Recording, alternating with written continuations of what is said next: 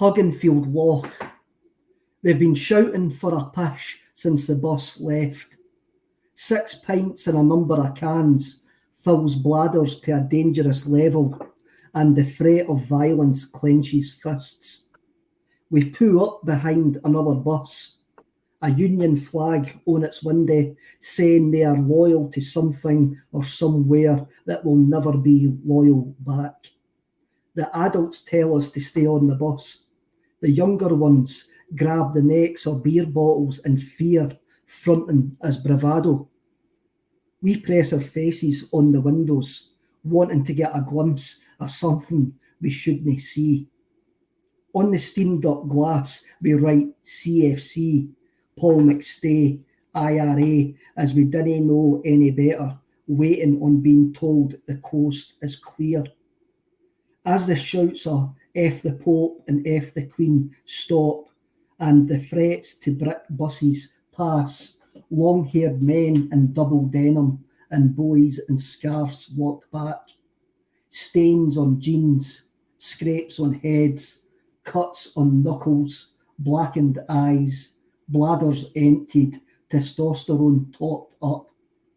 Tall tales of the brave battle and fictional near brushes with death are told all the way to the game. Then at family parties as the years roll by. You were just always glad though that your da was the battered by a Hun, because that would have made Monday morning at school unbearable. Ladies and gentlemen, we are now floating in Screamacelica. My name's Kevin Graham, and as usual this evening I'm joined by Russell Boyce. Boyce, what's happening? What is happening? That was very good, Kev. Well done, mate. Enjoyed that. Thank good you very way to start much. the show. I was taken back there, mate, to what it must have been like in your troubled youth, Kev, or maybe not you, but your pals' troubled youths anyway.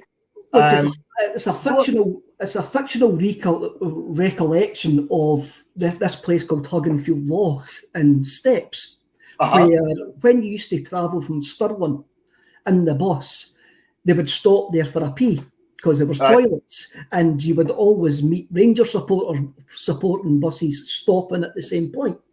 So it used to be a battleground at times, this place. Oh. Is Kevin froze? Is it me who's froze? I don't know, man. Aye, Kevin's froze. I think he's been shut down. He's been shut down after his poetry. Somebody has had him shut down because of his poetry, and I've had to dive in at the last minute. What does screenshot? Sorry, Kev. We had you at Hugginfield Locks here. Was listening. Celtic fans, Rangers fans, peace stops, battles, and you froze. You just froze, mate. And you're still freezing. You're still freezing. So Russell Boyce and I are just going to have to wrap. That's fine. We can do that, Boyce. I remember 1987. It's clear as day. Appetite for Destruction. Yeah, I'll dive in. Year I was born, Paul, believe it or not. Right. So Kevin's going to have to go and come back. That's what Kevin's going to have to do. So you were born in 1987. I went to my first Celtic game in 1987. The Tommy Burns testimonial, Liverpool, 1-0, and then what ensued was the Centenary season, from which this game, that is the highlighted game, is from. So, Boyce, as you might guess, I'm not prepared for this show. I'm just wrapping it. I'm just running with it. Interesting about 1987, I've told you this before. When I was born in 1987, it happens to be exactly 100 years to the day after Celtic were born as well. So I'm like, you can ram your season tickets, eh? I'm as big a part of this as anyone. See, yeah, the season ticket thing, I shared with the group my disdain at the fact that, on this show, I constantly get called John Paul all the time. And that's fine. I don't mind that because, it's... You can alternate between the two. But there is an issue, obviously, on the fact that the club also refer to me as John Paul. Welcome back, Kev. Hello. Yes, Kev. Hello. My internet must have appreciation of good art and decided just to drop me right out of that there and just says, no, I'm not allowing you to pollute the airwaves with that rubbish anymore. So, on that note, I'm going to drop it. right now. Oh. No, Kev, that was good. Because I think the thing is as well, see when you're talking about battlefields, right? But then you're talking about people maybe exaggerating near-death experiences, right? That reminds me of like going out.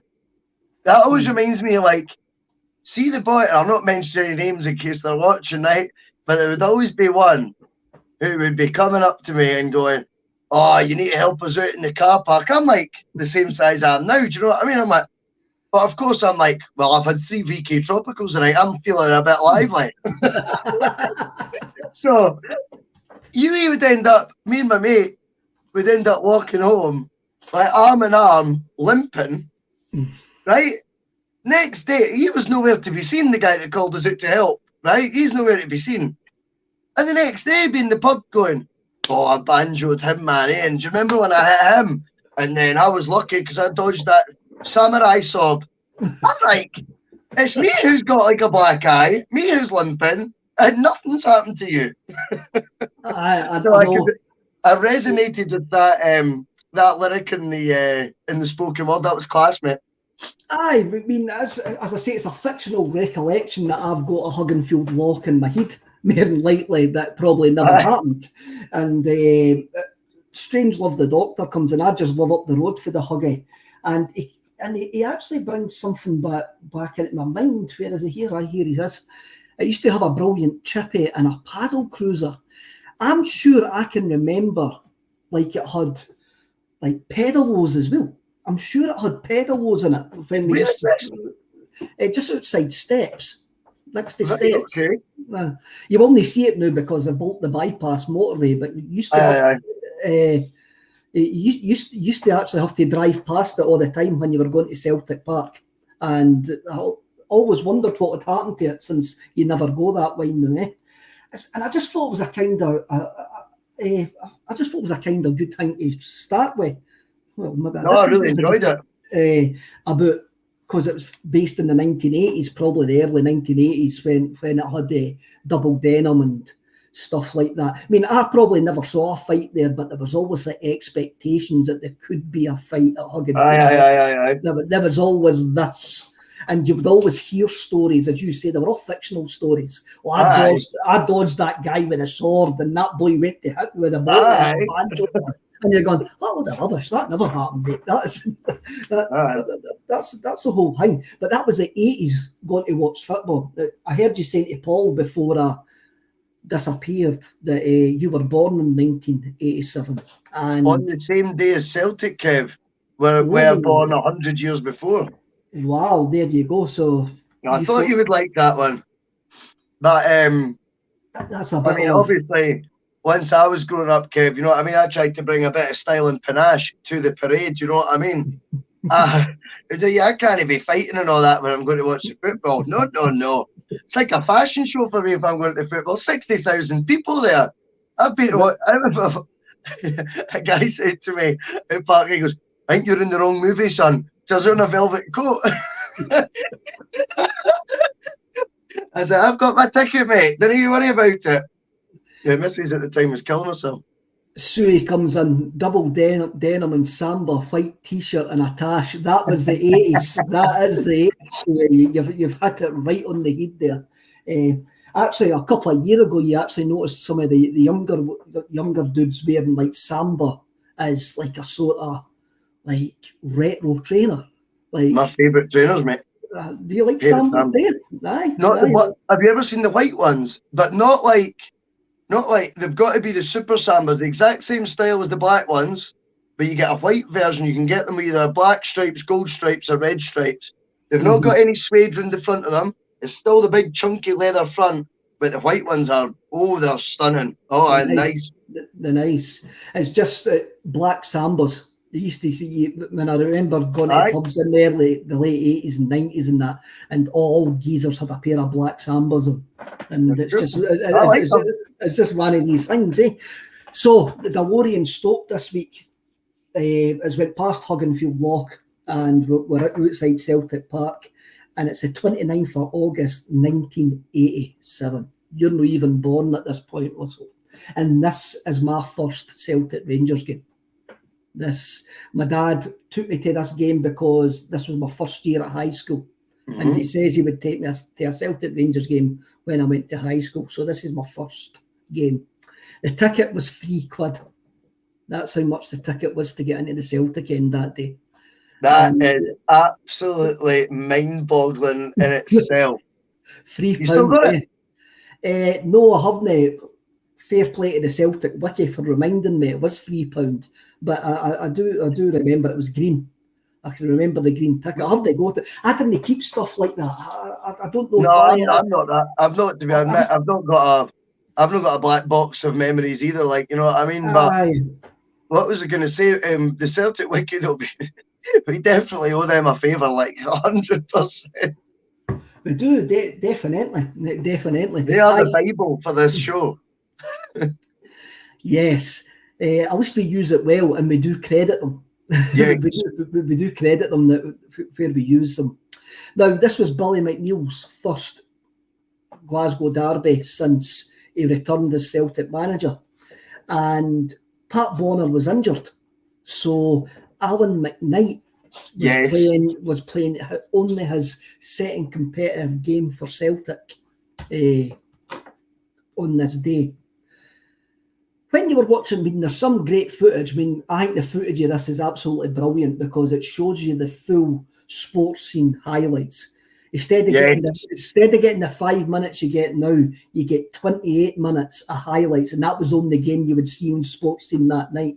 And you used to always love it when you would go to a ground, Boise, and you would see the camera trucks. And you'd be like that, get in there. I'm going to watch this game either on a Saturday night or on the Sunday. It's no more. I get you. When you get the 5 minutes get 5 minutes here and there. Because you look at some of these games I can remember, they were never captured on film. And it's only a recent thing that everything's been captured on film. We probably will speak about this game, but I remember a game maybe about 3 years after this. Darius Jakunovski scoring for the halfway line at Easter Road. And unless you were in the stadium, you've never seen that goal. You have never seen it because it wasn't filmed. And to you, younger generations, that must be bizarre. That sounds bizarre. It does. And you know something about the filming of videos? Now, I've pitched this idea before, maybe even to you, in fact, but I've definitely pitched it to Paul, and he agrees. Celtic are missing a trick if they do not go down the road of having the Celtic app and base it on like the WWE did, where they've got, see the last 25 years of every episode of Raw or SmackDown or every main event that's been like a Royal Rumble, WrestleMania, they're all just there at the tap of a button. Can you imagine being able to go through the seasons and watching the earlier stuff, you would only get like clips. Mm-hmm. Do you know what I mean? In some of the games. But you imagine getting into like the 90s and going, I'm just going to spend the next 3 hours watching the 93-94 season, and they'll have a roundup film of it, or you can just watch all the full versions or whatever highlights you want of each match, and you've just paid $5 a month for your subscription. Mm-hmm. Make a fortune. I think it came in quite soon after this that all games were filmed and there was highlights of the goals. You at least got to see the goals on Sports Scene or Scott Sport. I think it was maybe a year after this. Obviously, obviously technology was getting better and it was cheaper for them to get the stuff. But to get 28 minutes highlights on a Saturday night was unbelievable. And to get 28 minutes highlights with the genius, which is Archie McPherson commentating. Archie's introduction to this game is pure poetry, unlike what I had at the start of this podcast. But his introduction is absolutely brilliant. He sets the scene magnificently in this game, doesn't he? Always does. He is the best commentator. I mean, for me, he's just one of those iconic voices as soon as you hear it. And, you know, he calls it fairly as well. I mean, I'm sure we'll get into the game. There's a moment where one of the Rangers players, and we'll talk about their anger issues, by the way, I'm sure as well. But one of the Rangers defenders, I don't know his name. I'm sure he doesn't know mine. I don't know his. And he's on the telly. He's sprinted like 40 yards to shout in the referee's face And the thing is, you know, that what he's doing is completely out of order. But McPherson's in the midst of it. That Rangers defender looks really guilty of sin. But McPherson's got the ability to go, when you actually watch the foul back, he had all the reason to be aggrieved. It's the reaction that just cannot be done. And it's like, I just thought that's a brilliant way of balancing it, though, because what he's done there is explain why the player's going so nuts, but not justify it either or condone it. It's just, he's balancing the books there very well, I thought. It's just intelligence, isn't it? Oh, it was brilliant. It's just the way he sets it up. He says it's a beautiful day, but even if it was raining, this would still be the most special occasion in the world, and you wouldn't want to be anywhere else than Celtic Park on a day like this. And he goes through the lineups, and we'll go through the Celtic lineup ourselves. Yep. So you had Alan McKnight in goal, Chris Morris, Anton Logan, Roy Aitken, Derek White, Peter Grant, Billy Stark, Paul McStay, Mark McGee, Andy Walker and Tommy Burns. On the bench was Paul McGugan and Onar's Deacon. For the forces of evil, it was Chris Woods, Jimmy Nicholl, Stuart Munro, Graham Roberts, Graham Souness, Guy McGregor, I can't even remember his first name, Derek Ferguson, Mark Falco, McCoist, Ian Durrant and Davy Cooper. And on the bench for them were Ian McCall and Avi Cohen. When you see that, when you had a look at these teams and when the teams came out and it appeared on the highlights of this, Russell, what did you think of the teams? What was your first thoughts when you actually saw the Celtic team and also the Rangers team with us? It's mental because certain players, I only knew them in completely different roles to being Celtic players. Derek White stood out like a sore thumb. He can only be 19 there because he was born in 1968. I'm positive of that because I'm weird with dates of birth and I'll do one every week. I'm positive he is 1968. So he's only 19 there, if not 18, not turned 19 yet. And I always associate him with being Aberdeen captain. Mm-hmm. That is what I associate Derek White with. The other ones, Roy Aitken is a weird one because he was Aberdeen manager when I was young. Mm-hmm. Right, and then you sort of, but he was one of the players that my dad always explained to me, Kev, he's the man. That was one of the guys that was like hard as nails. So I've kind of watched quite a lot of footage of Roy Aitken over the years, whereas he seems normal to me in a Celtic shirt. Mark McGee blows my mind a wee bit, you know. That's just not the guy that used to be in a headset at Wolves and then came up and had that big rant in the stands at Motherwell. You know, and you know, there's the other one that's weird as well is Tommy Burns, because I know, but I'm obsessed with Tommy Burns the person. I've watched, you know, the documentary A State of Mind did with his family. I've watched every documentary on him on YouTube, and whilst the playing part of it is a lot of it is about him as the person, and then of course my first memory and not like relationship, but you know what I mean, like sort of bond with Tommy Burns as a Celtic supporter was him getting the manager's job for Kilmarnock and that spell there. So there's something just still a wee bit odd about seeing him play for Celtic. And the other team, I mean the weirdest one for me, I just busted laughing when I seen Ian McCall coming on from the subs bench. He's got the exact same hairdo. A skinny Ian McCall playing as a winner. But he looks the same, eh? Looks so alike. He does look the same. Joseph McGonigal, it was my first derby that my parents let me go with my friends. Great memories. It was great memories, and as I say, it was my first Celtic Rangers game. What I found at this time was the template kit that Umbro used. And Celtic and Rangers basically had the same kit, obviously different colours. They had the same shorts, but it was basically the kit with the squares in it, and that was quite a common Umbro template kit at that time. Yes. Another thing, this was the first time that both sides of the Old Firm were sponsored by different sponsors, because obviously Rangers had McEwen's Lager on their top at that point, and Celtic still had C.R. Smith. So this was carried on for a long time. Because I actually thought when I seen that was, I was like, wait the now. I was sure it was, I thought that was, I'll be honest, I thought the I thought they both had C.R. Smith right through the 80s. I thought it was the 90s that Rangers went to McEwen's Lager. No, because you think a Gascoigne played when it was McEwen's Lager for them, in a Rangers shirt. And C.R. Smith, that was the first Celtic shirt I got, which I think was 95-96 season. So it's a long time to have the one same sponsor, isn't it? It is. What actually happened when Rangers had won the league the year previously and they still had C.R. Smith on the top, and I think they decided, we're bigger and better, and McEwen's Lager sponsored them, and that was it. That was the last ever, up until a couple of seasons ago when I think Carlin were the joint sponsors. I say a couple of seasons ago, that would have been the early 90s. That would have been Red Scotland. Derek White, I remember him well from the Celtic days. I often wonder where a 19-year-old could get a tan like that at Barrafield, because it was a fantastic tan. Strangelove the Doctor, Aiken was a boss. He was a boss. He was a right captain. Something that we miss. I think we miss that at times. He had the ability just to drag a team up the park, and he could play as well. I thought Aitken's moment. In fact, we'll get to it. We'll get to it when you do the match. We'll get to it when you do the match. This is like, this game kicks off and you've got Graham Roberts, who within the first minute and a half decides to rugby tackle Andy Walker on the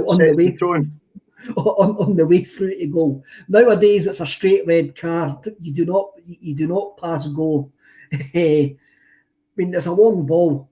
Andy Walker burst through, and Andy Walker had a great start to that season, and the boy Roberts just pulls him down.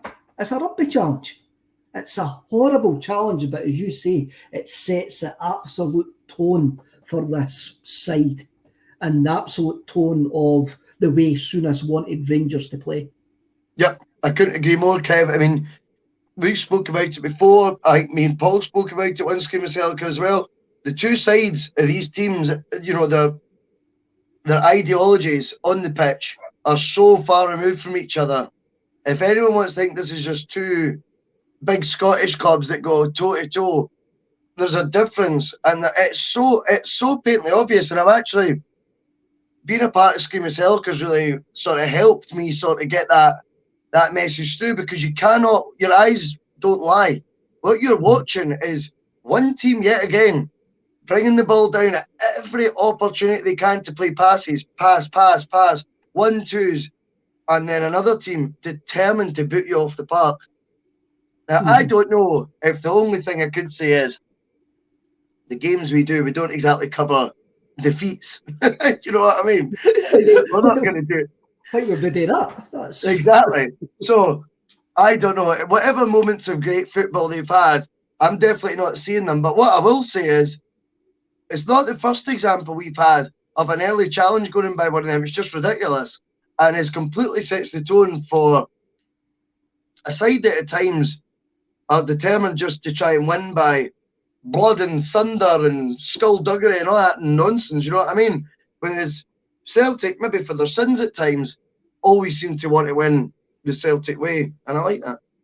But this is where I'm 11, 12 at this point, and obviously brought up a Celtic fan, go to my first game as an infant, basically, and you always just told you didn't like Rangers. It was never a religious thing. I couldn't understand it, the religion thing whatsoever. I was always a Celtic fan, but I was always brought up to say Celtic were the Cavaliers, they were the Roundheads. We actually played football. They just tried to stop football. They were defensive minded. They were grim. They were the ultimate totem of Protestantism in Scotland. They were just staunch and just boring and stuff like that.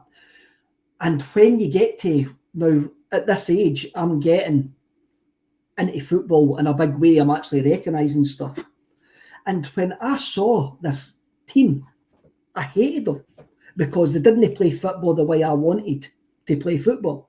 They were just complete and utter animals who would boot you off the park, would win at any cost, and wouldn't actually give any It didn't have style. I've been brought up watching videos of Jimmy Johnson and the Lisbon Lions, like any Celtic fan has been my age. So you say Celtic have to play like the Lisbon Lions. Like, we're getting... that's instilled into us. And somebody says to me, and it's Brian, my pal, says to me, he says, you have a look at Celtic's too, have a look at the both club's greatest players, who were voted as the greatest players by their fans. Celtic voted for Jimmy Johnson with Henrik Larsson second. Rangers voted for John Gregg, a defender who would actually boot boys left, right and centre. He says that, for me, that shows the difference between the two clubs. I always saw us as like the underdogs, as the good guys. And this game sort of brung all of that back to me.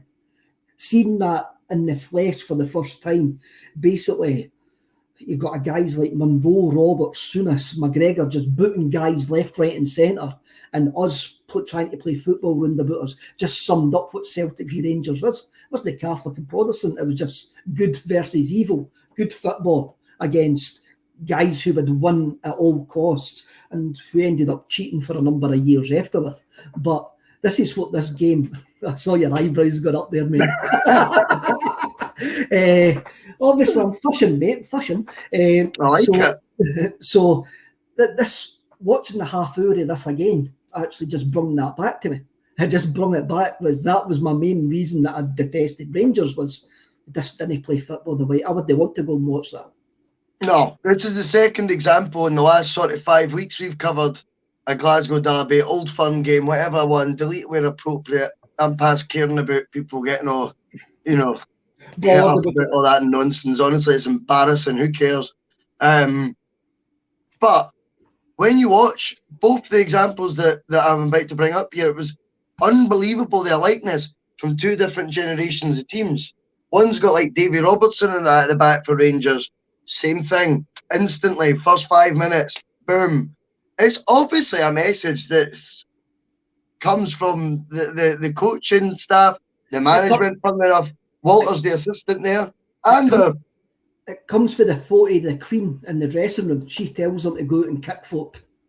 I mean, but it's just, you're 100% right, though. It's a negative way for a young person to be watching football. It's not going to inspire you. And the only kudos I would give is that from what I watched, the 28 minutes today, I thought Derek Ferguson and Ian Durrant both thought they could play a bit of football, and yet were wasted. And I know Souness was regarded, I mean, I read the Sunday Mail article after it by someone Ferrin, and he was saying Souness may be one of the best midfielders in the world still, but he can't control his temper. I'm like, so he was still regarded as that? I don't know if that's media bias.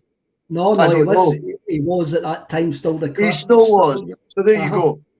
And you're going, surely you're good enough then not to have to resort your teammates around you to those tactics.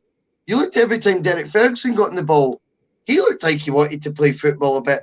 Durrant was that mixture where he looked like he could maybe play football, but then you seen a few snidey moments from him as well, and you thought, it's just getting ingrained in you guys from a young age. And do you know something? It's a waste for young players to be coming through that have got the ability and getting those sort of old school, whatever sort of tricks you want to call them, Kev, and being sort of forced upon you, because I just think Souness could have took those guys to crazy levels if he's one of the best midfielders around. But instead, it's this way they've got that it's just, it's ingrained. It is there. Ingrained, It is ingrained. I'm going to bring up Strangelove the Doctor here. He says, I rejected the religion thing as a kid. It was a social inequality and injustice towards Celtic and anyone with high Irish heritage that drew me to Celtic. That was later on for me once I started learning about the whole Celtic, the civil rights stuff and all of that. And that's why I'll always be a Celtic fan, because I do believe, and I ken some folks say the politics shouldn't sit with football, but Celtic were formed out of a political struggle. And so there's going to be a lot of us who are always going to have that political stuff in the background going on. You mentioned Ian Durrant. Ian Durrant has a kick at Alan McKnight in the first couple of minutes as well. That was the naughty. That was the first naughty one. And like, you go, as you say, Durant was a decent player. Derek Ferguson was a decent player as well. But they're in a team with Graham Roberts, in a team with Graham Souness. Now, what you've got to remember is eventually when Souness gets sent off here, it's the third time he's been sent off in Scotland that season. And I think there's only about 6 or 7 games played. Well, it's only 29th of August. And he's had 3 sending-offs in Scotland already. So it shows you what he was thinking about when he came up here. Oh, no, wait a minute. That was his first sending off in his Rangers career. So that would have been, he would have 2 that season. Aye, sorry. Forget about that. We'll just edit that bit out. I've made a mess of that. So we'll get on to the goal. And it's a great goal. It's a fantastic goal. The ball goes out wide to Peter Grant. Grant crosses it in. Mark McGee does the overstep. And Billy Stark comes in from the right wing and fires a superb drive. What a finish. Into the bottom corner. 4 minutes in. And I'm in the Celtic end. And I'm at the corner of the Celtic end where the main stand is. You've got the main stand in the corner of the Celtic end. And I was right down the front, and I was just behind the wee woman for Linwood who used to come with the Celtic teddy. I can't remember her name, but you see plenty of Celtic photos, and there's this wee woman standing there with a Celtic teddy, and I was standing behind her, and the place went bedlam and all of that. It's a picture of goal for a guy that a lot of the Celtic fans didn't want to sign that summer. Yes, I mean, the actual finish itself is outstanding. I also think, again, it was another example of football getting played when we've had 2 examples. It's only the 5th minute that Stark scores. And there's been 2 examples of needless fouls from them, or deliberate fouls, whatever way you want to put it. And yet, Celtic are still getting on about the business with step overs, beautiful finishes in the bottom corner. The frustration will be, the more I watched it was, obviously I know the score before I start watching these 28 minutes highlight, and the frustration was, how's this only going to stay 1-0? When you score after 5 minutes, you just feel, look at their mindset, look at Celtic's. Look at Celtic's confidence, swagger, bravado, and they've now got the goal. Do you know what I mean? So they've now got their foot on the neck. It's like, that should never have been one that, you know, by the end of it, you're going, at least we got out of there. You know what I mean? With the victory just winning 1-0. It's interesting that. Moravchik 25 comes in. Jan Bartram, who was signed by Graham Souness later on this season, and he scored an absolute cracking goal at Ibrox in March 88, where we won 2-1. Anton Rogan and Paul McStay scored. No, Andy Walker and Anton Rogan. Or was it the other way about? I can't remember. Anyway, Jan Bartram was a Rangers left back under Souness who couldn't stay as he was instructed to kick opponents. Bartram made a big thing about this when he left Rangers. He says he couldn't work under a manager whose basic tactic was to boot the living daylights out of opponents. Wow. And he moved on, and that actually made the papers at the time. Billy Stark, he was Billy McNeil's first signing, basically, and we signed him for Aberdeen for £75,000. He was a 31 at that point, but I always remember him as a pain in the butt playing for St Mirren and Aberdeen against us. He was always a great player against us. And when we signed him, I says, a lot of people wondered, why are we signing this guy who was washed up at Aberdeen? But he was like, he was one of those guys who came to Celtic, played a massive part in that Centenary side, and sort of had, like, he bloomed again. He just suited the style that Billy McNeil wanted him to play. And he's like, you look at the other older players that have turned up at Celtic at times, Lubo being one of them. They just seem to have, like, I think they call it an Indian summer. They just have an Indian summer at Celtic because it's just a great place for them to play football. And obviously Billy Stark ended up going to be Tommy Burns' assistant as well. Yes. So there's a whole Celtic connection with us. And Billy Stark was great that season for Celtic, and he was great in this game as well. Yep. So we've got the goal. We go 1-0 up. And after the goal, Graham Roberts halves Tommy Burns after a sublime bit of football by Burns. Yep. And it was unreal. And once again, the referee, who is David Syme, by the way, doesn't actually book him.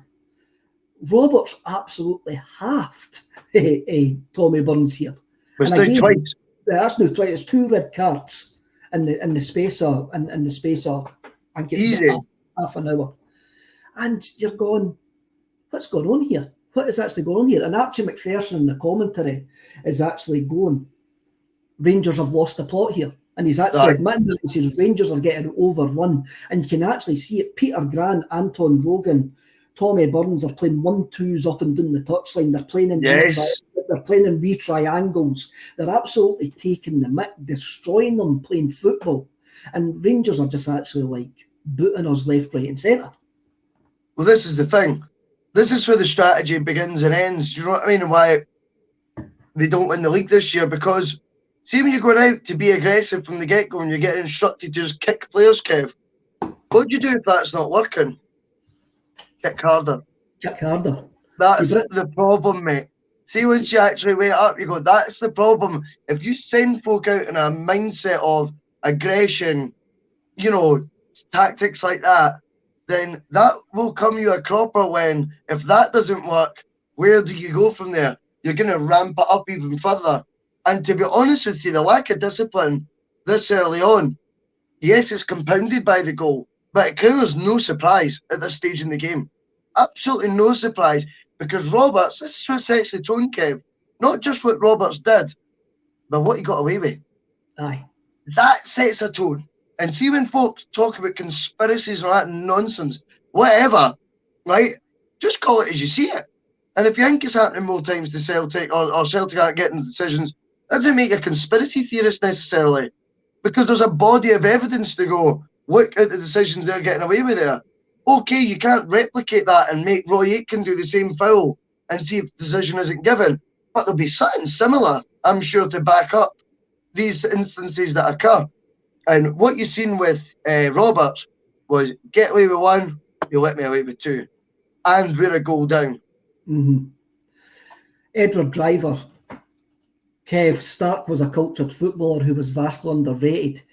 He was, and when you see his contribution at this time, he won him to my favourite ever Celtic team. He's a massive part of this team, and he was. Billy McNeil knew that he would knew the job that he wanted Billy Stark to do, and he brought him in, and Stark done that job absolutely perfectly. Again, I think you let him go maybe a wee bit too early. He went to Kilmarnock with Burns.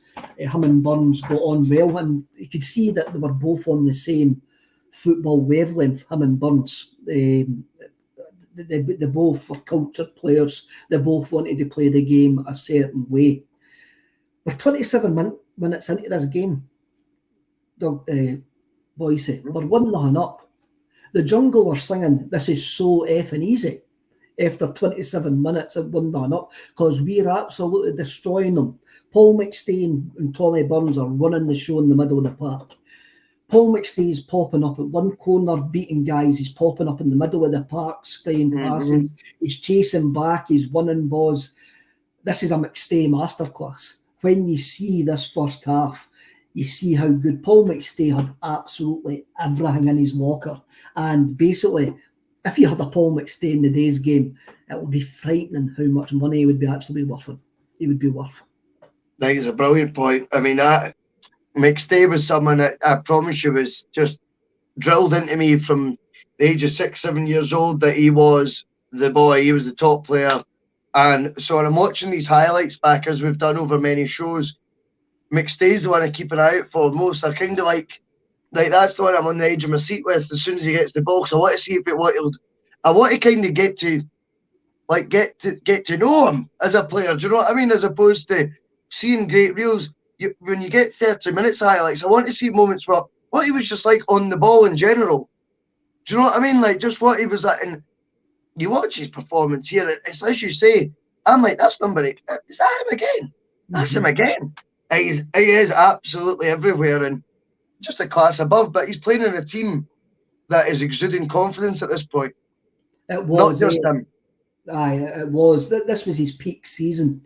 This was a season that he was probably born to play in, the Centenary season, because of his family history and that with the club. But it's just when you see him doing certain things, he's not a sitting. Nowadays we talk about sitting midfielders, we talk about attacking midfield. He was just everywhere. He was just he was just the ultimate midfielder who could win a tackle down at the corner flag, nutmeg a guy, go by a guy, then spray a 50-yard pass to start an attack. That's what he could do. That's what he had in his locker. And that's why you've got guys like Paul Elliott, who, when they say, oh, who had you heard of Celtic before you came? And they go, Paul McStay. Every one of them says McStay, because they always thought McStay was going to end up in Italy and places like that. But every single one of them, down in England and Scotland and all Europe, all knew Paul McStay, because at this point, I reckon he's one of the best midfielders in Europe at this point, by a country mile. And I've said on this podcast quite a few times that the fact that we had him and John Collins together for 5 seasons in the centre of a park is unbelievable when you actually think back at 2 guys. When you look at the lack of trophies they won. I know, That's guys. Scary. Mm-hmm. Scary, but I mean, I always remember as well when you were talking about everyone knew who Paul McStay was. There's a really good interview with Rio Ferdinand from about 7 or 8 years ago, I think. And he's talking about, I don't know if he did it for Celtic TV, I can't remember. He says he was with United in Australia and they've seen him, but no one knows who he is. And Rio Ferdinand's like, do you know who that is? And none of the United players, he says, I just said to them, you need to learn your football. That's Paul McStay, one of the best midfielders ever played football. Rio Ferdinand saying this. He goes, it was an honour to get to meet him and all that. So, there you go. Oh, you're absolutely right. Folk were taking notice. Folk did take notice, and it's when you look back to that time in the 90s, and I must admit, injuries took his toll on Paul. I think Red Scotland probably nails this. Later in Paul's career, he lost a bit of his goal-scoring prowess that he enjoyed earlier in his career. What a player. As the banner read, Paul must stay. There was a number of times we thought he was gone. There was a number of times that we thought, he's got to leave us. We're in a terrible state. The stadium's falling down. What is he hanging about here for? What is it? He could go anywhere in the world and play football, and he stayed. And that was probably to his own detriment. We sort of. All depends what comes first, though, Kev. The footballer's career or the measure of the man. At the time, he was going downhill with injury, and we were all looking at him as a golden boy, as a guy who should be able to drag us up and that, and he just didn't have that in him anymore, because especially by the time you get to 94, 95, and you've went that long, and you've had John Collins alongside him and that. And for me especially, there probably wasn't an appreciation of Paul McStay until years and years later, because for me he was connected to the 90s, especially the tail end of the 90s. And when I watched this, I actually regret not going to his testimonial, because I was a stubborn shite. And not got his testimonial and stuff like that, because I just thought he was part of that malaise that had came out of the club. And when I actually see what he had now, I remember it at the time, but it's just great to get reminded about it. And by the way, I didn't really appreciate him as much as what I should have done, and that's a regret. That's a regret for me. I think it's a good point you make, though, because it's so easy to look at players' careers. Like, we'll have this a wee bit. I mean, we're not comparing the two, but on a far smaller extent with French Eddie, is nobody's going to bat an eyelid when he leaves, right? And yet, when you do look at what he brought to the team and the replacement he actually achieved, like replacing Dembele, and the impact he had and the trophies that he won, and his coolness personified in finals, big games against Rangers, whatever, winning goals, late goals, European goals. He will be, though, initially, I think, like you're saying, remembered for being part of the team that lost the 10 and it being not caring. And then hindsight, we'll do a Screamacelica in 10 years and we'll go, remember that year when Edward burst on the scene? Remember he's next, and then we'll do a feature on looking at all his big goals, Leipzig, the lot, and you'll start going, what a career he had in those 3 years he was there for. I know. Didn't enjoy him while we had him. But I get what you're saying, Kev, I really do. It's a whole modern society thing of just wanting better at the time instead of rather enjoying what you've actually got at the time. Yeah. Donny Boy 67. I've learned that now. You just enjoy what you've got, and whatever happens.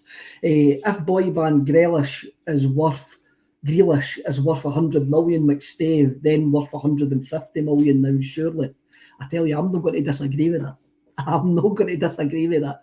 In the days overinflated transfers, somebody like Paul McStay would be worth over £100 million. Strange Love the Doctor comes back in. Eddie will miss us when he's gone. That's a good point. Eddie, I don't dispute that side either. That's certainly not the angle I was going down there. I just think, we can only judge as fans, and I think perspective is what Kev was trying to say about his perspective on McStay had been narrowed by Celtic's failures on a park, and I think that is what's happening with the likes of Eddie right now, that his success over 4 years has been narrowed down to the one season on the park Celtic failed, and in time we'll get looked back at as he won 3 out of the 4 leagues he competed in. He won 3 trebles out of the 4 seasons he competed in. He scored X amount of goals in, each year, whatever his total goals is. He'll not be fat, I don't know, 70, 80 goals. You'll get looked at favourably. Definitely. But right now, no one's going to blink an eyelid that he goes, you know what I mean? And I'm not saying you didn't blink an eyelid when McStay left, but he didn't go to his testimonial. You know what I mean? You look back at history and you go, you can't think of many Celts more deserving of your attendance at a testimonial. Do you know what I mean? And as I say, I do regret it. Looking back, I was just young, stupid, and probably. Well, I'm not taking you out on it. No. Russell, I have made my peace with it. I have made my peace with, like, look, I was young, stupid, and I do regret it, but I can't change it. I've done it. No. At the time, as you say, hindsight, I was blaming the wrong people. My eye was focused on the wrong folk. I booed Fergus McCann when he put up the league flag, because I just wanted players on the pitch and wanted Celtic to win. But then, wow, you have changed your philosophy. But years later, I'm going, I regret doing that, but I'm not going to admit that I didn't do it. Like some folk will go, I never done that, and I'm going, well, I was standing next to you, how can you did? So I'm not going to change my opinion at that time, but that's how you didn't label yourself, ain't it? Because your opinions can change. Whether Coulter come in, his loyalty was seen by some as lack of ambition, and that could be. I didn't get that. I think he measure of the man. I think it was a measure of the man. State of mind comes in. Get the pub, get your name correct on your season ticket, Kev. Aye, the name of my season ticket is right. For you, those of you didn't know, Celtic, I've gave producer Paul a season ticket and got his name wrong, so which is quite funny, and will need to get changed. Donny Boy comes in. What's McStay up to now, guys? He's still in Australia. I think he's got a sports agency in Australia now. He did a bit of work for Celtic. He was on Go Radio a month or two ago. I think it was like close season, so we're getting like former legends on. It was brilliant hearing him like talk to like Barry Ferguson. And Barry Ferguson was just like going, "What a player you were, Paul, honestly." Like, as much as you were in the wrong half of the divide, he was like, you were the best midfielder at times in the country by a mile. And Paul McStay had sort of said that what he was doing in Australia, he did actually do bits and pieces for Celtic as well. Well, Avery Castle 3 comes in. Billy Stark was unreal in the Centenary season. Still my favourite season following Celtic. This is a team that made me fall in love with Celtic. This was the team where I became utterly obsessed with Celtic Football Club, because I just believed there was a romantic notion about them. And having a watch of this game when it was like they're kicking us and we're just playing football round about us just sums it up, just brings it all back. And I've still got that feeling when I go to watch Celtic. I go, I just want us to be that Celtic. That's what I want Celtic to be all the time. And sometimes it doesn't happen, but that's just me, That's just me. I've got that notion. No, that's fair. I mean, Earthy Castle, who was commenting there, I take it he's referring to when Billy Stark had two boots on, Noah, over the course of the season, yeah? Well, funnily enough, if you would have asked me, Russell, when did Graham Souness get sent off in this game, I would have said the first half. I would have argued until Onar's Deacon came on as a sub that he was sent off in the first half. And I was completely surprised the day when he was sent off in the second half. When I'm going, I went, that's my memories playing tricks on me there. I thought that was not early on, midway through the first half that he got sent off. But it was in the second half. And once again, it's a play down the right-hand side by Celtic, which absolutely takes the mickey out of the Rangers team. It's 1 and 2 touch. It's playing in tight spaces. It's passing the ball round about them.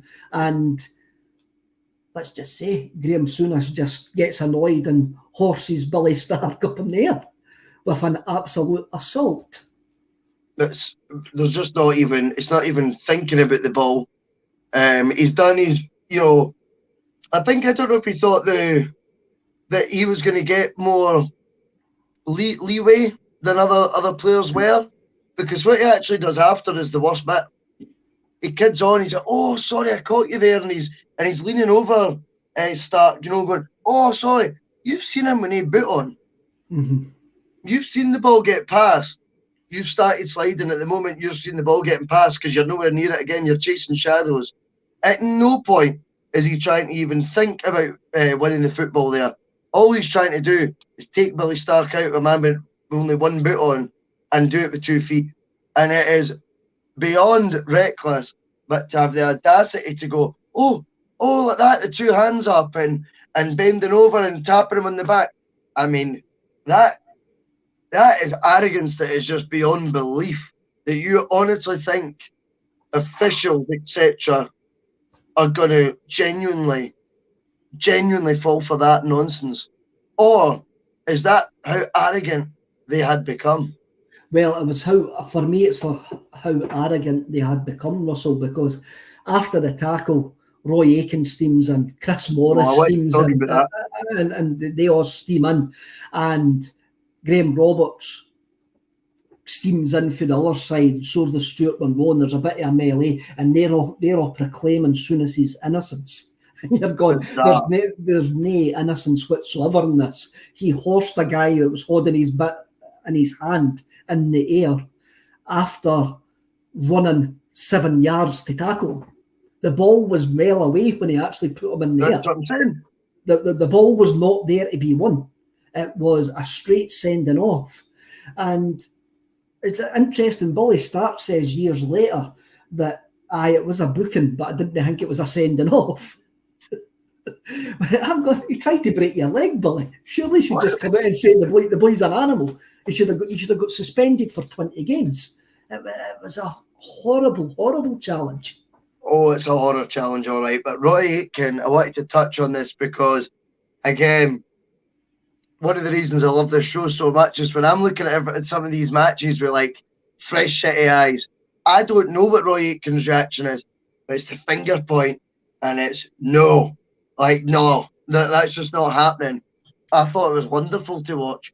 I was like, look at the fear as well. Souness doesn't know what to do with the bear. Absolutely nothing. He doesn't have a clue what to do. Eventually, it's his wee pals that are left trying to bicker away to the referee. Not even Aitken and that. They've cleared off by then. Aitken's way back to his position. Souness is sprinting off the pitch. And the Rangers players are taking out their ire on the official because they didn't fancy it with Roy Aitken steaming over like that. Trust me, I could tell this from watching it back. You're going, oh, he's got that well under control. There was when the Bears started losing a lot of his presence, and the team started going down. There was a few games where Aiken was completely booted about the place, by Rangers, and they took liberties against him. But as you say, at this point, this is a like prime Roy Aiken, and they didn't fancy it. They just do not fancy it whatsoever. The other thing that I wanted to talk about, I mean, Graham Souness, everybody, you see guys on Twitter and all that say, oh, Graham Souness is an alright guy. And I'm going, no, Graham Souness is an utter animal. It was an utter animal in the park who went out to maim people. And there is an argument to be had. I mean, you look what he done to George McCluskey in his first game for Rangers against Hibs. You look at the whole melee which ended up ruining Ian Durrant's career. Who starts it?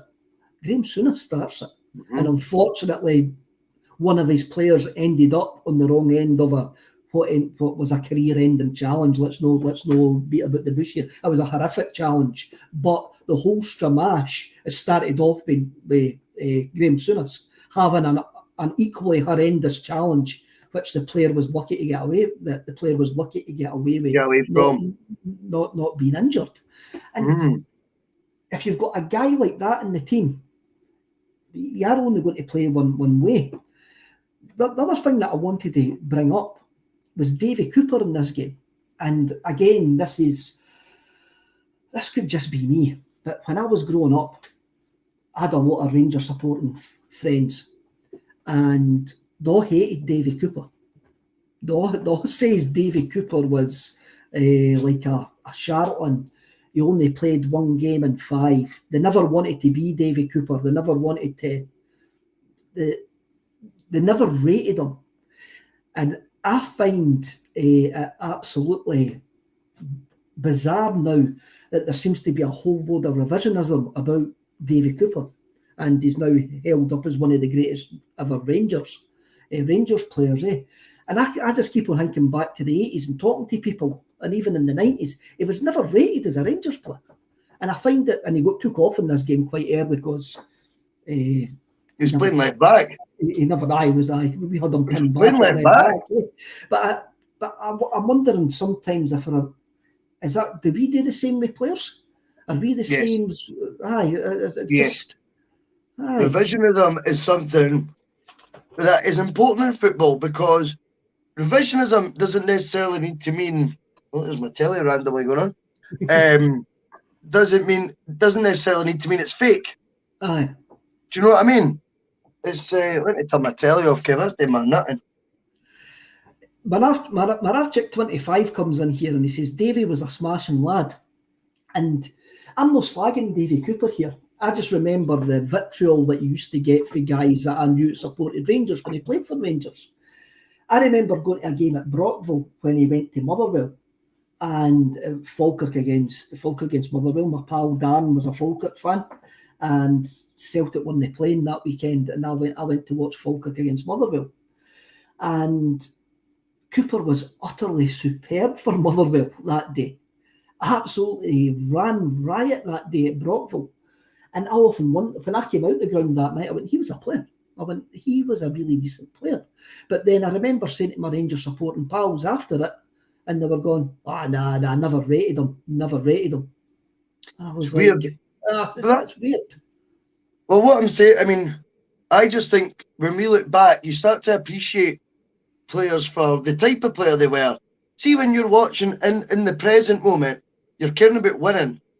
And if someone looks culpable or not like directly influencing wins for you or whatever, then sometimes you can at the time be harsher on them than what the actual reality of their ability as a player is.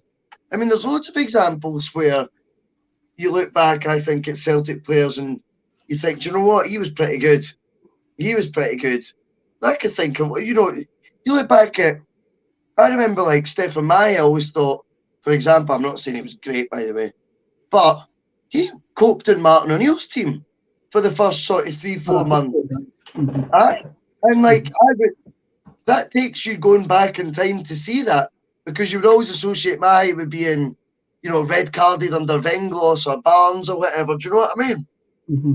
Whereas these guys actually were maybe given a wee bit more respect by managers we hold in highlights. And I think when you look back at Davy Cooper, a lot of his best moments anyway that, get shared on Twitter and all that stuff, you look at it, you go, well, he must have been fairly good. I mean, look what you're seeing. So is revisionism not a right of a football fan? I think it is. I think it is. I don't think you can actually tell a story until the full stop's done on it. Well, true. And I do think that sometimes we try to have an opinion when it's too early. It's far too early, and we write off players when it's far too early. I'm going to bring back in Donny Boy here. He didn't like Davy Cooper, as he always put us to the sword, but he was some player. Just a pity he was one of them. And as I say, I always remember him having decent games, but I'm being absolutely hated by the Rangers supporters I knew.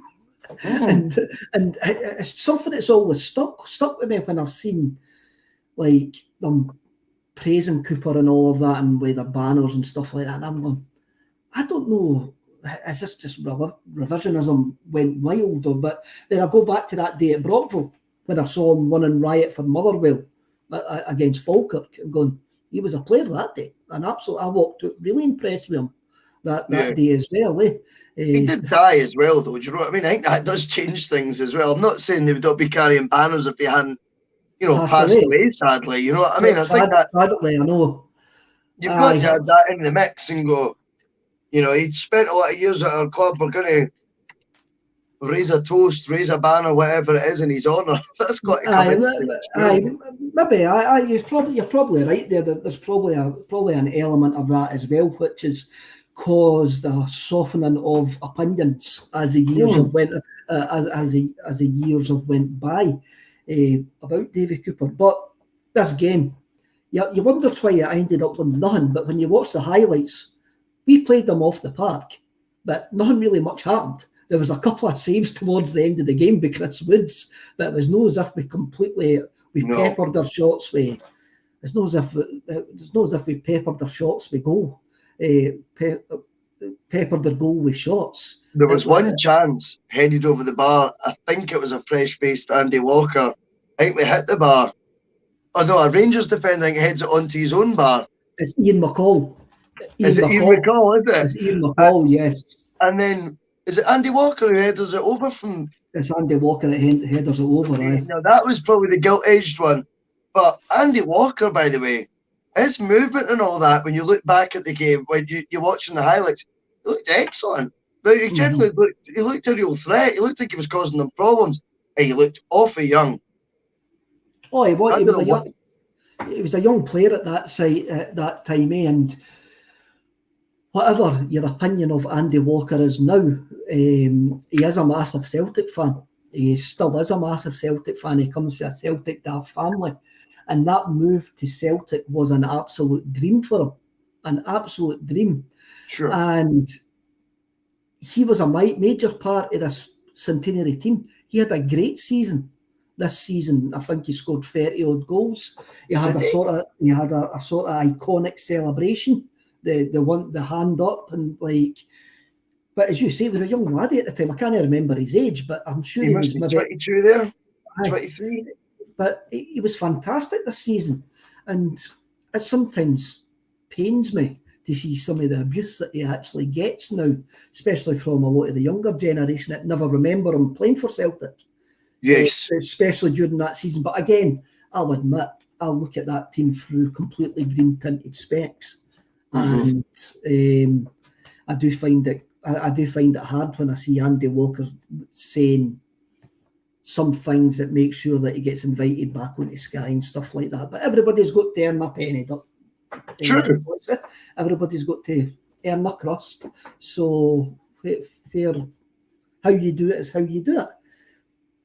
For this was the one for the good guys. They were the anti-football antichrists, and the anti-football antichrists, I think, suits Graham Souness's reign as Rangers manager, and a lot of Walter Smith's reign as Rangers manager as well, because Smith was both spells.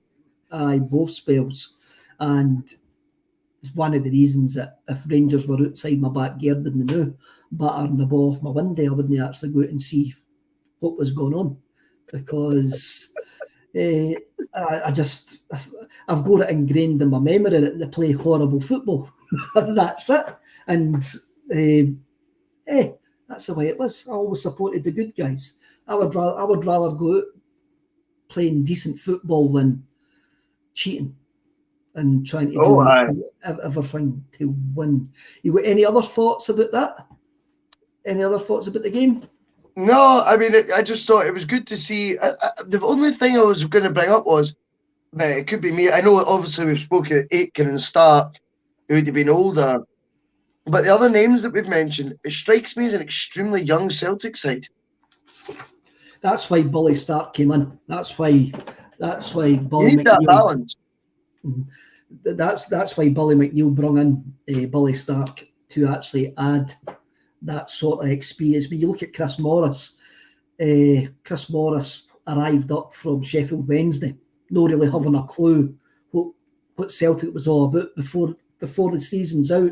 He's at Euro 88 as a Republic of Ireland player. That's right. So for a Sheffield Wednesday reserve to go into the Euros with the Republic of Ireland, what a fairy tale story that is. It's quite a story. That is quite a story. Again, I'm just thinking back to what I watched today and what I watched at the time. But the balletic skills of Burns and McStay in this game, anybody go and watch these highlights, and there's no any other player on the pitch can touch Paul McStay or Tommy Burns. Unless it's a foul. What's that? Unless it's a foul. Unless it's a foul. You know what I mean?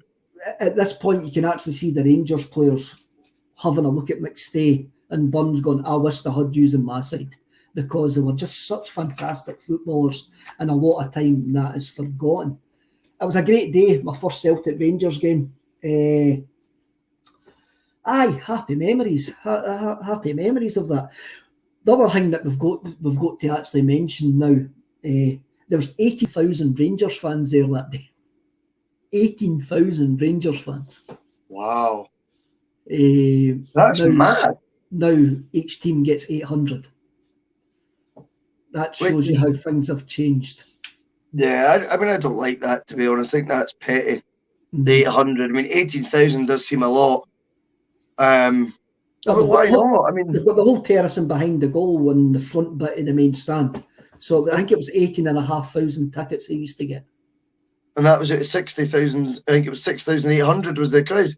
Aye, that was always Celtic's official attendance for a sellout.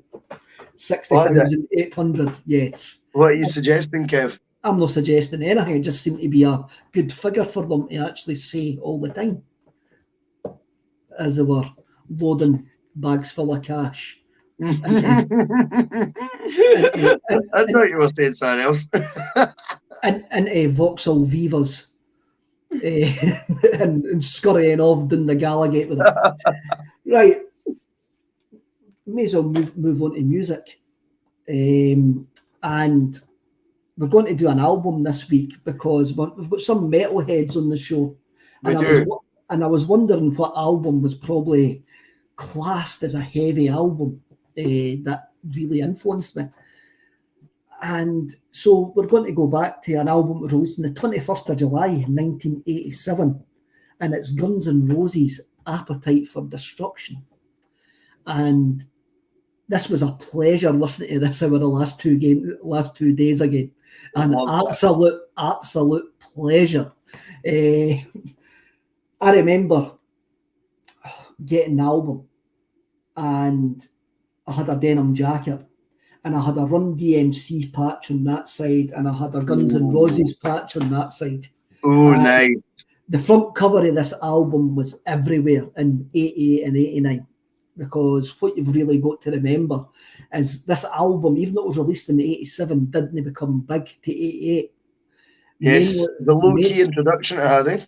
Aye, mainly because it went on heavy rotation during the night on MTV. Welcome to the Jungle, the single, went on heavy rotation on MTV during the night. And all these metalheads got into it. and they kept on bombarding MTV to put it on the daytime playlist, and it ended up going on the daytime playlist. There was. I'm going to bring up this comment with Ridicules because I'm going to get to that. I'm going to get to that basically eventually. Ridicules says you can't really call that album metal, and I think he's right. I don't think you can call this album metal, and I don't think you can call it metal compared to other. Def Leppard were big at that time, the big hair and all of that, and Judd guys like, can't remember a couple of other bands that come to it. I didn't think this is a metal album, and even listening to it over the last 2 days, it's not a metal album. For me, it's a punk album. It is a punk album. And when there's it's no surprising for me, Russell, that the English press rated it far higher than the American press to start off with, because there's a very British feel to this album all the way through it. And when Welcome to the Jungle starts, and you hear Axl Rose's primal scream, it's almost John Lydon-esque. It's a punk scream. It's not a heavy metal scream. It's punk for me. It's a punk album. Yeah, I mean, I think there's other moments that are maybe a wee bit softer in it, I would say, than out and out punk. But I hear your point. If it was selling a lot better in the UK than what it was in America, that does tell you something, definitely. Celtic references that got me straight away. You know, right. Welcome to the Jungle, first song. Paradise City, where the grass is green. Come on. I was chatting that. I was like, there's always a connection. We've always said that. Honest truth about the album was, it was one that I knew 80% of it. I've listened to the album obviously as a whole before, but I wouldn't have been able to tell you each song. But going back and thinking, when I played it start to finish, literally the hour before we came on, I had it playing on my earphones, and it's just superb. There's the best moments for me is the 3 songs in the row: Paradise City, Mr. Brownstone, Paradise City, My Michelle. That is the 3 tracks in a row that is my highlight of it. But you know, to think you've got Welcome to the Jungle, Sweet Child of Mine to add into the mix with all that, it's just top drawer.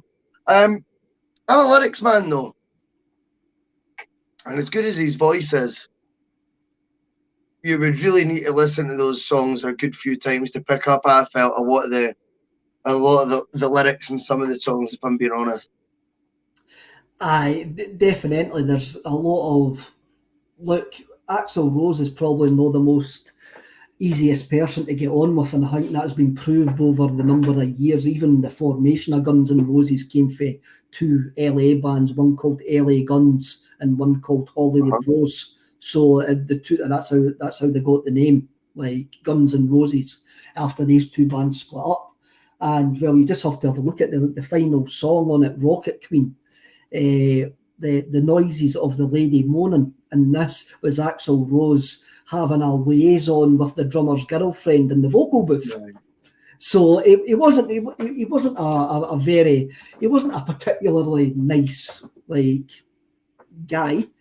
One decent thing about this album is, you know, Kenny recorded every vocal line by line.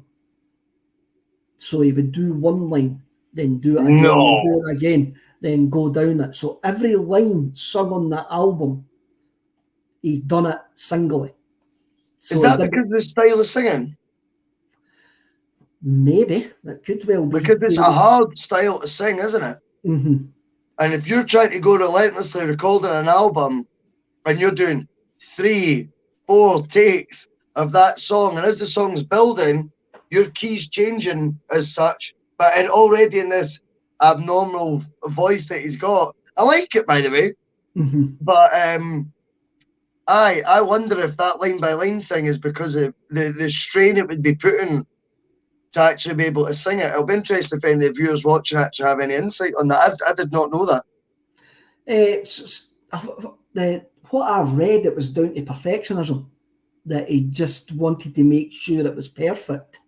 And basically the band just left them in the studio like to do it, because there was no point in them being there, as he was repeating lines over and over again. Do your boxing. Paul comes in. Axel's favourite singer was Dunfermline's Dan McCaffrey of Nazareth. For appetite, Axel requested the producer of Hair of the Dog by Nazareth, Manny Charlton. Manny was in the middle of recording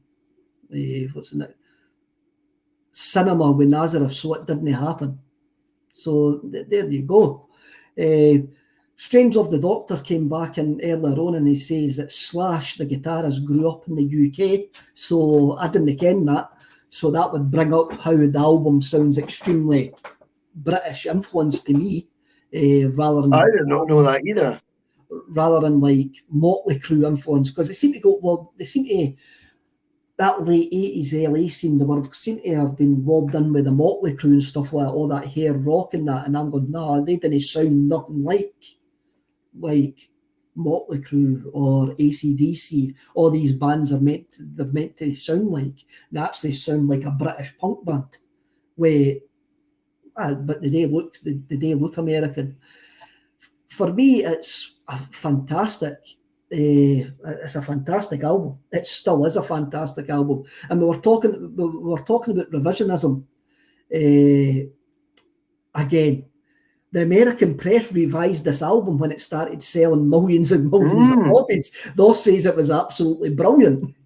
Yes, but maybe it just shows you what's in fashion at that time. They didn't write it, but they didn't actually judge the music. They just judged what was in fashion at that time. Do you know what I found with it? Listening to it, right? And then you're comparing it with the football that I've watched through the day. And I would say the football that you're seeing, maybe not from Celtic, the football you're seeing and the, two subs and sort of the graphics on the screen, right? Like, the way like the team names are coming up, and then you compare it with how fresh the music sounds, and you're going, that Rangers Celtic game to me seems from 20 years before the Guns N' Roses album. Yes. Well, that would be my takeaway would be that Guns N' Roses album could have been yesterday. Oh, if not yesterday, not that long ago. It sounds fresh. You watched that Rangers Celtic game, you knew you were going back in the DeLorean in time. There's a big difference between that, and I find that with music and football so fascinating. Like how one can take you feel you're going way back, and yet Guns N' Roses, that album came out the same year I was born, just as much as that Rangers Celtic game was, and yet I would say I feel more connected, would that be the right thing, with the sound of the Guns N' Roses album than I did watching the Rangers Celtic game. So interesting, eh? I think that's the test of a decent album. Obviously, football has changed. That the athleticism is far superior to what was in 1987. You could pass the ball back to the goalkeeper and he could pick it up and stuff like that. Yeah, I noticed that. But when you've got an album where you can listen to that like 35 years, 35 years later, and you go, wow, if that was released today, that would still be a classic album. That is a sign of utter genius. That is a sign of utter genius. Paul comes in. Geffen asked Slash to replace John Squire in the Stone Roses in 1996. Ambitious. Username Slash's Mall went out with David Bowie. We're learning a lot about Slash tonight. Strange Love the Doctor. Rock and metal usually ages really well, unlike pop. State of Mind again. Ian Brown didn't want Slash to bring his snake to the rehearsals. Was that his real snake, Paul, or his trouser snake? You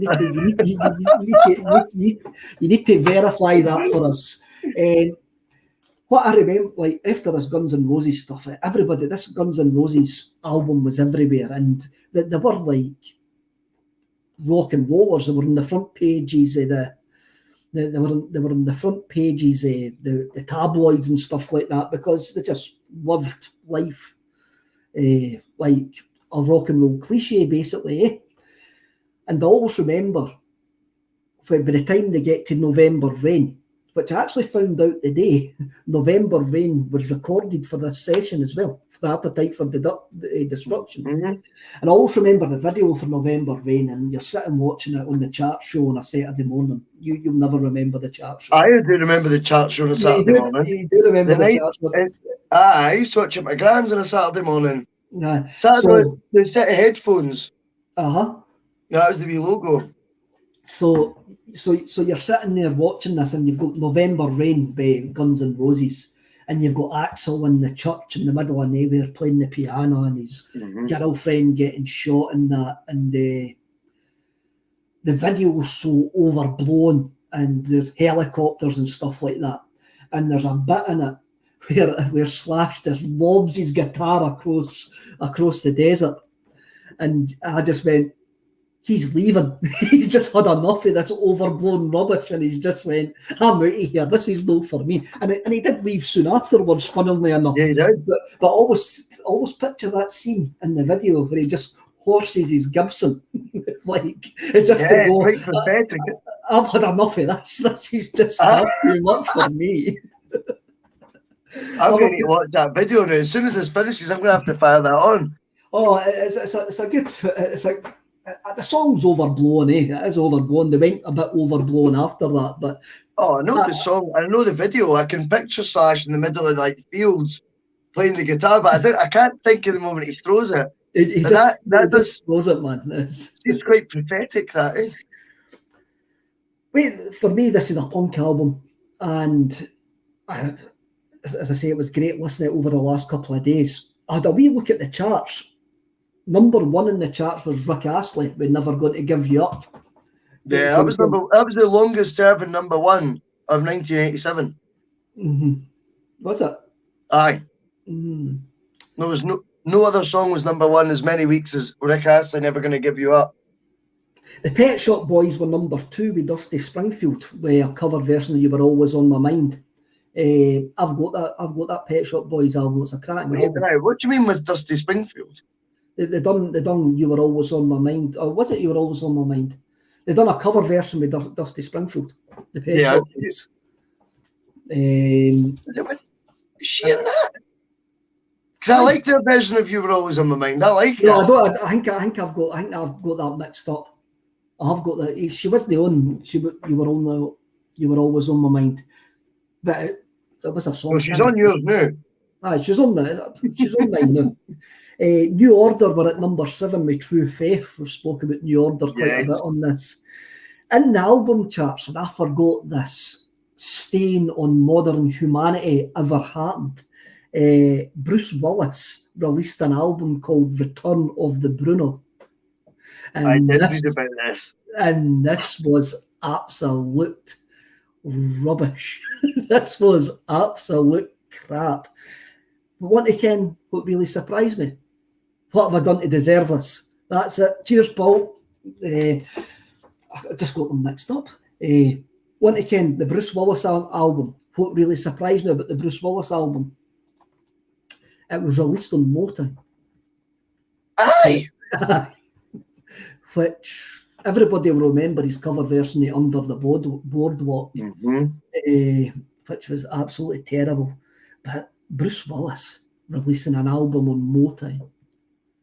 You think he was hard? Just let that sink in. That is complete and utter. As I say, it's a stain on music. That is. What's your favourite song on the Guns N' Roses album? Oh, it's Welcome to the Jungle, has been for years. I want that played at Celtic Park when the teams come out. I've said that to Tony Hamilton plenty of times. I went, that song has to get played at one point. And I always thought once they got the disco lights, just to start it, you could get a great light show. You could have that light show actually going. You didn't even need to do it to the singing. You can just have the riff at the start and just have the lights going absolutely mental. No, you're absolutely right. You and Boy, I didn't usually do shout-outs, but here you go. Guys, can you give a shout-out to the Dunoon Celtic Club? Evening, lads. Hope you're enjoying Screamacelica. Yes. What did you think of the State of Mind session on Friday, Russell? Very, very good. I was in the studio on Friday. I had 3 different acts, which obviously will go on the show in the next few weeks. I was lucky enough to interview 2 of them. Really, really good. I mean, to be honest to you, the actual buzz of going, one act's going out and another act's coming in, I'm getting live music, and it's just like me, Paul, you know, and the Kelvin getting front row seats. Do you know what I mean? Like, you realise how privileged you are, because we're not dealing with Mickey Mouse musicians here. Real musicians, you know, they're absolutely outstanding. And the thing is as well, I'm not going to name drop them yet because I don't know what order they're going to come out on the show in, so you can find that out. But what I thought was brilliant this week in the world of music, Kev, was Brooke Combe last night plays King Tut's, you know, to me, a church of music, you know, a church. And she plays the first sellout concert at King Tut's since the pandemic restrictions have lifted. Brooke Combe was in a State of Mind Studios only 3 months ago, or a show went out 3 months ago, and we were calling it then, Paul in particular, this girl's going to go places. Do you know last night was our first ever gig, let alone our first ever sellout show? Wow, that's unbelievable, eh? Our first gig. That's the trajectory that this girl's on. You know, we've got Rhiannon Downey, who's also sold out the King Tut's as well, who played in A State of Mind the other week. So it's all happening down there, mate. Tune in Saturday nights, 8 p.m. Check it out. StewTube comes in. They used to play Welcome to the Jungle at around 2 p.m. on a Saturday game in the early noughties. I was always in the wee snooker club at 2 p.m. on a Saturday in the early noughties, so I always missed that. But I do reckon that we need the disco lights with Welcome to the Jungle. I mean, what about a question for the viewers, right, for next week? Here's a good one, Kev. Songs that should be played at Celtic Park that aren't. That is a good question. I think that we'll get loads of different angles on that. I'm actually quite scared of what answers we will get about that, right enough. But we'll see what comes in. We'll see what comes in, mate. We'll see what comes in. I'm going to put mine out there first. The Real McCoy by the Silencers. I am obsessed with that song. So I think that should be getting played there. It sings about going up to paradise and that. Well, I've already said it's Welcome to the Jungle, maybe. Yep. Even though seemingly it's already been played. Right, Russell, that's an hour and 27 minutes. Everybody, thanks for joining in. Subscribe, do whatever you want. Be kind to each other. Be kind to yourself.